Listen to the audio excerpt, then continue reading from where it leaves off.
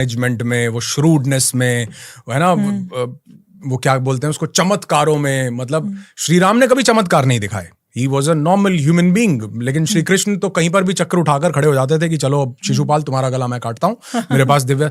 वो श्री कृष्ण जब अपने जीवन के अंत समय में थे, वो पार्क में या किसी जगह पर बैठे हुए हैं, उनके पांव के ऊपर पांव रख के बैठे हुए हैं और अपनी बांसुरी बजा रहे हैं, और वहां से एक भील जो पेड़ के पीछे से छुप के, उनके श्री कृष्ण के पांव में मणि थी ऐसा कहा जाता है, वो मणि को देख रहा है और उसको लग रहा है कि ये कोई हिरन की आंख है, तो वो उस हिरन की आंख में तीर लगाता है हिरन को मारने के लिए।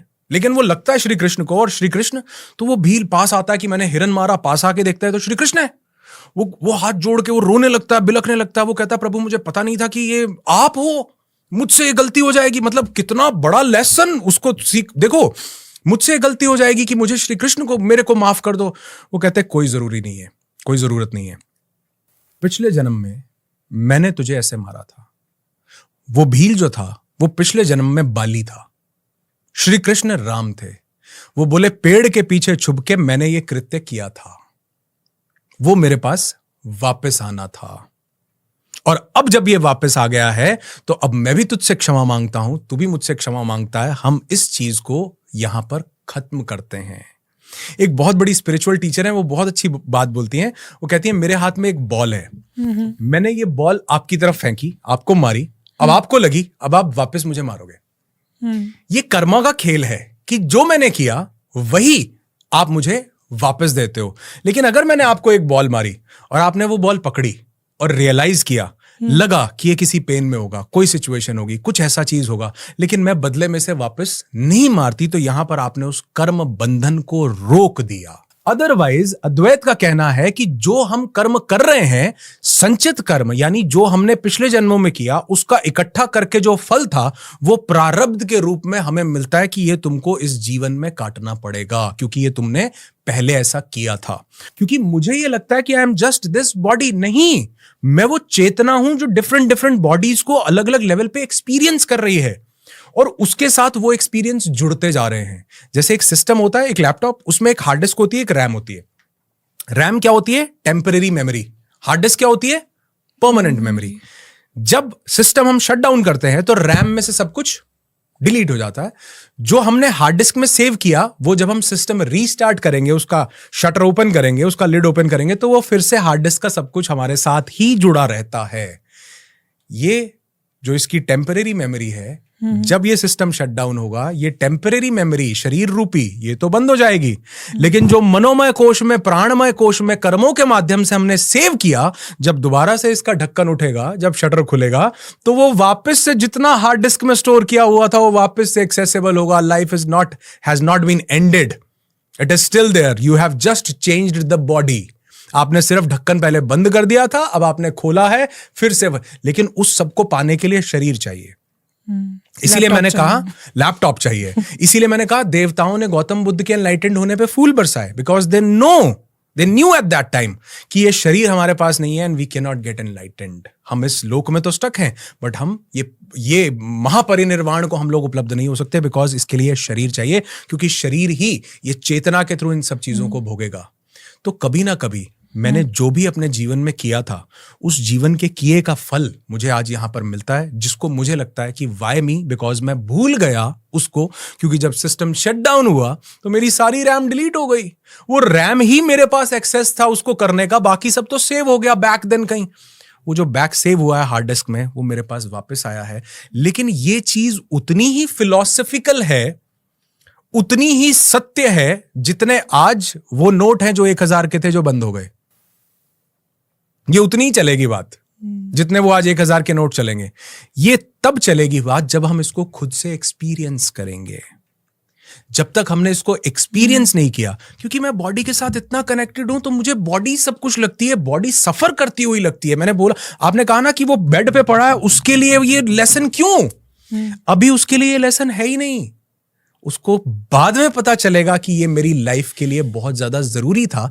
जैसे आपकी लाइफ में जो चैलेंज आया, जो डिजीज आई, आप बोल रहे हो कि आज मैं उसके लिए थैंकफुल हूं। हो सकता है आप उस टाइम पे सोच रहे हो व्हाई मी, ये मेरे साथ ही क्यों हुआ? मेरे साथ की 4 लड़कियों को मैं और देख रही हूं, उनको ये चैलेंज नहीं है। फीमेल्स में ज्यादातर पीसीओएस की मेरी लाइफ में कोई भी ऐसी सिचुएशन आए तो मैं एकदम से रिएक्ट नहीं करूंगा, मतलब जहां पर पॉसिबल हो सकता है। उस एक लर्निंग ने उसके लिए इतनी बड़ी विजडम बन गई वो कि उसने जिंदगी के हर डिसीजन को बड़ा डिस्टेंस से देखना शुरू किया, पीसफुली। उसने रिएक्शन की जगह रिस्पॉन्स को चुना, और जब उसने रिस्पॉन्स को चुना तो उसने उस सिचुएशन के अराउंड जो 5 चीजें फ्लोट कर रही थी कि अच्छा ये कारण हो सकता है, ये इंसान पता है क्यों बहुत तेजी से भाग करके गया, इसने मुझे क्यों टक्कर लगाई, क्योंकि ये हॉस्पिटल जा रहा था, शायद इसको अपनी मदर के लिए दवाई लेनी थी। मतलब आपको वो एंगल्स दिखने लगते हैं जो एंगल आपको उसमें नहीं दिखते, वो उसमें दिखते हैं। तो वो 24 घंटे सिर्फ डिले करना अपने एंगर को उस इंसान के लिए ब्लेसिंग बन गया, और वो पूरी प्रॉपर्टी बाकी सबके लिए कुछ नहीं कर पाई। So I think this is how it works. But अगर सब ये चीज करने लग जाएं तो क्या ये दुनिया ऐसी रहेगी जैसी है? हमें इस दुनिया को ऐसा क्यों रखना है जैसी ये है? Okay, so we have found the secret to change the world. Okay. हमें इस दुनिया को, मैं मजाक की एक छोटी सी बात है, ऐसे रखने लायक भी नहीं है। हमें करना भी क्यों है? और हमारी सबसे बड़ी मिस्टेक भी यही है कि हम पूरी जिंदगी हम दूसरों को बदलने पे लगे रहते हैं। गालिब का एक बहुत खूबसूरत शेर है, वो कहते हैं कि तमाम उम्र गालिब यही भूल करता रहा, धूल चेहरे पर थी आईना साफ करता रहा। वाह। तो हम भी यही गलती कर रहे हैं कि हम आईना साफ कर रहे हैं, जबकि चेहरे को साफ करना था। तो हमें खुद को बदलने पे ध्यान देना है, बस दैट्स इट। लोग जैसे हैं वो उनका अपना कर्म है, उनका अपना जीवन है, उनका अपना इवॉल्व होने का प्रोसेस है। महात्मा गांधी का कोट है ना, be the change you want to see in the world. You want to see in the world, so true. तो वो अगर हम हो जाते हैं तो मुझे लगता है कहीं ना कहीं हम अपने आसपास के लोगों को इवॉल्व करते हैं, अपनी एनर्जीज को इवॉल्व करते हैं। और आपने भी ये नोट किया होगा, जहां पर एक व्यक्ति इवॉल्व होता है ना, उसके आसपास के 10 लोग और इवॉल्व होते हैं। एक इंसान अमीर होता है ना, उसके आसपास के 10 लोग और अमीर होते हैं। एक इंसान बढ़िया गाड़ी लेता है, उसके आसपास के 10 लोग और गाड़ी लेते हैं। क्यों? क्योंकि वो जैसी एनर्जीज में है वो वैसी एनर्जीज ट्रांसमिट करता है, और उसके आसपास के लोगों में वो चेंजेस आते हैं। इसीलिए कहा जाता है कि be the average of the 5 people you are spending your time with. You are the average of the 5 people you are spending your time with. क्यों? क्योंकि उसकी एनर्जीज में आप भी इवॉल्व करोगे। ये स्टोरीज मैं रोज सुनती हूँ हमारे प्रोग्राम में, जब कोई एक जने का ट्रांसफॉर्मेशन होती है, वेट लूज होता है या कोई प्रॉब्लम रिवर्स होती है, तो कितनी बार हमारे पास ये फीडबैक आता है कि मेरा तो 10 किलो वेट लूज हुआ ही हुआ, मेरे हस्बैंड का भी वेट लूज हो गया, मेरे बच्चे भी अब अच्छा खाने लग गए हैं, मेरे घर में एनवायरनमेंट ही ऐसा हो गया है। तो पूरी फैमिली में ही वो एक चेंज, हैबिट में चेंज आना शुरू हो जाता है। सो अगर हम वो चेंज लेकर आते हैं तो धीरे धीरे हमारे आसपास के लोग, and then the city, the country and everybody will evolve. So true. अब मैं बात करना चाहती हूँ हीलिंग के बारे में। कोई पुराना ट्रॉमा अगर अनहील्ड रह जाए, कोई ग्रीफ रह जाए, तो उसका असर अभी भी हमारी बॉडी पे होता है, जिसकी वजह से बहुत सारी फिजिकल एलिमेंट्स हो सकती हैं, बीमारियां हो सकती हैं। अब अगर कोई अपने उन पुराने ट्रॉमास को हील करना चाहे तो अभी वो कैसे कर सकते हैं? जैसे मैं कई बार बोलता हूं कि अगर मान लो एक कार खराब हो रही है तो हमको कार के उस मैकेनिकल पार्ट को, उस पुर्जे को हमको ठीक करने की जरूरत है, बिकॉज वो सिर्फ फिजिकल पार्ट ही है। बट अगर ह्यूमन बीइंग की लाइफ में कुछ गड़बड़ हो रहा है तो physical thing is just a symptom. मतलब हमारे शरीर में, हमारी लाइफ में, हमारे रूटीन में, आसपास में जो भी कुछ हो रहा है, ये तो सिर्फ एक संकेत मात्र है। हो कहाँ रहा है सब कुछ? एनर्जी बॉडी में और मेंटल बॉडी। हमारी body it's a chemical machine, it's a protein producing machine. हर एक सेल अपना प्रोटीन प्रोड्यूस कर रहा है और हर एक ग्लैंड अपना केमिकल प्रोड्यूस कर रहा है। कॉर्टिसोल कौन प्रोड्यूस कर रहा है? Adrenal gland. एड्रेनलिन कौन प्रोड्यूस कर रहा है? Adrenal gland. Pineal gland melatonin release कर रहा है, सेरोटोनिन रिलीज कर रहा है। हमारा हर एक ग्लैंड कुछ ना कुछ केमिकल रिलीज कर रहा है। ये किस बेसिस पर कर रहा है? ये कर रहा है थॉट्स, इमोशंस और फीलिंग्स के बेसिस पर। जैसे I was giving you an example कि इसको देखकर अगर मेरे मुंह में पानी आता है, मेरे salivary glands which are located here, अगर मेरे स्लाइवरी ग्लैंड्स को मैं सिग्नल दूं कि खट्टे के बारे में, नींबू, चटकारा, चटनी, टिक्की, चाट, पापड़ी, दही, भल्ला, मुंह में पानी आ जाता है। वो फिजिकली हमारे पास चीज नहीं है, बट मैंने उसका इमोशन और उसकी फीलिंग ली तो मेरे ग्लैंड ने रिएक्ट करना शुरू किया। ठीक वैसे ही हमारे पास यहाँ पर लैक्रिमल ग्लैंड्स होते हैं आंखों के पास। अगर आप प्याज काट रहे हो, आंखों में पानी आता है, लेकिन अगर आप किसी चीज के बारे में इमोशनल हो रहे हो तो भी आंखों में पानी आता है। इसको किसने सिग्नल दिया? आपके लैक्रिमल ग्लैंड्स को, हमारे थॉट्स ने।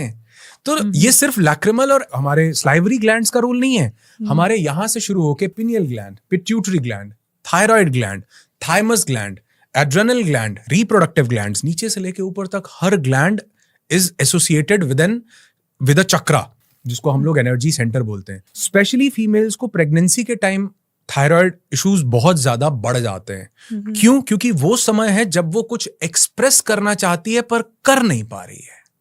वो अपनी बात को रखना चाह रही है पर रख नहीं पा रही है. तो सफोकेटिंग योर थॉट्स, तो जहां पर भी वो सफोकेशन फील हो रही है, अगर आपके दिमाग में कोई सफोकेशन फील हो रही है तो वो पिनियल ग्लैंड को अफेक्ट कर सकती है, यहाँ पर हो रही है तो थायराइड को कर सकती है. मतलब हम अपनी बात को नहीं रख पा रहे हैं तो वो कहां से आती है? हमारे कंठकूप से. दिस इज कॉल्ड कंठकूप. कंठकूप में मैंने कुछ बोलना चाह रहा था कि यार मेरे साथ ऐसा मत करो, और मैं बोल नहीं पाया, सप्रेशन हो गया. तो थायराइड हमारा, अगर मेरे को एंगर इश्यूज हो रहे हैं तो वो मेरे लिवर पे इम्पैक्ट करेगा. मुझे फियर इश्यूज हो रहे हैं वो मेरी किडनी पे इम्पैक्ट करेगा. मुझे रिलेशनशिप इश्यूज हो रहे हैं वो मेरे शोल्डर्स पे, मेरे सर्वाइकल में. मुझे फाइनेंशियल इश्यूज हो रहे हैं, मेरे लोअर बैक पेन होने लगेगा. तो हर एक इमोशन उसके पीसीओडी से बहुत से चैलेंजेस ऐसे होते हैं. आप देख रहे होगे कि उनको नहीं है ये मुझे, व्हाई मी? आज आप कह रहे हो थैंक यू कि आपने मुझे चूज किया, that's why I am here, I evolved. तो वो बेड पे पड़े के लिए लेसन नहीं है. वो जब बाहर आके इस सिचुएशन से देखेगा तो पता लगेगा कि ये मेरे लिए जरूरी था. और मैं अक्सर बोलता हूं कि बीमारी नहीं है, ये सिग्नल है जो आपको बताने आ रही है कि something needs to be changed here internally. Cancer is not a disease, heart attack is not a disease. ये बता रहा है सप्रेस्ड इमोशंस रखे हैं भैया, रिलीज करो. इसको हार्ड डिस्क में कैरी करके नहीं जाना. रैम बंद इनको यहीं खत्म करो. ये बॉल आपके हाथ में आई है, वापस नहीं फेंको. इसको यहां से लर्न करो. तो वो लर्निंग जो आज आपके लिए है उस डिजीज की, जिसमें आप कभी प्रे भी नहीं करते कि काश मैं इसमें जाती, लेकिन आज वो आपके लिए ब्लेसिंग है. और आज आपके इवॉल्व होने में, अगर मैं गलत नहीं हूं तो उस डिजीज का सबसे बड़ा रोल होगा. आप लाखों लोगों को क्योर कर पा रहे हो, उसमें सबसे बड़ा रोल उस डिजीज का होगा. उसी का रोल है 100%. पर उस टाइम पर उस लड़की के लिए, उस बॉडी के लिए वो सबसे बड़ी प्रॉब्लम थी. इसीलिए मैं बोल रहा हूं ये फिलोसॉफिकल लेवल पर समझना मुश्किल है, लेकिन जब हम उस चैलेंज को फेस करते हैं और हम वहां से थोड़ा सा दूर आ जाते हैं तो समझ में आता है कि ये क्यों था और ये क्या है. जैसे ये पेपर है आपके पास, ये पेपर आप एक बार प्लीज उठाएंगे. ये पेपर मुझे देंगे एक बार. अगर इस पेपर में क्या लिखा है मैं इसको पढ़ सकता हूं? क्या मैं अब इसको पढ़ सकता हूं? नहीं. क्या मैं अब इसको पढ़ सकता हूं? जब मैं उस सिचुएशन में होता हूं मुझे कुछ समझ में नहीं आता कि ये क्यों, व्हाई मी. जब मेरा उससे थोड़ा डिस्टेंस होता है मुझे क्लियरली दिखता है अनुराग ऋषि, होलिस्टिक वेलनेस कोच, एंथुसियास्ट. मैं सोच रहा था अपने लाइफ के ट्रॉमा में, व्हाई मी? और मैं तो अटेम्प्ट कर चुका था. ऐसा नहीं कि मैं तो कर चुका था. मुझे तो लगा ये this is the end of the life. Universe को कुछ और मौजूद था. उसने कहा कि तुझे लर्निंग लेनी है. और जब मुझे समझ में आया कि आज जब मैं देखता हूं, मैं कहता हूं अरे भैया. Right. And I think it connects back to जो हम थोड़ी देर पहले बात कर रहे थे. वो एक्चुअली मैं पर्सनली बहुत सालों से फॉलो कर रही हूँ उस कॉन्सेप्ट को, जो भी हमने डिस्कस भी किया था, कि अपने आप को ऊपर उठाने वाला.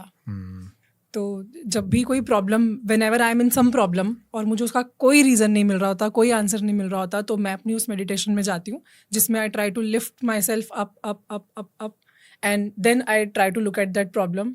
तो वो प्रॉब्लम दिखाई भी नहीं देती. मुझे लगता है कि क्या है ये, सिर्फ स्माइल रह जाती है फिर. तो ये जो अभी आपने एक एग्जाम्पल के थ्रू बताया, आई थिंक वही है, lift your self up and then it will be just nothing. And what is the way to do that? There is only one way and that is meditation. Yes.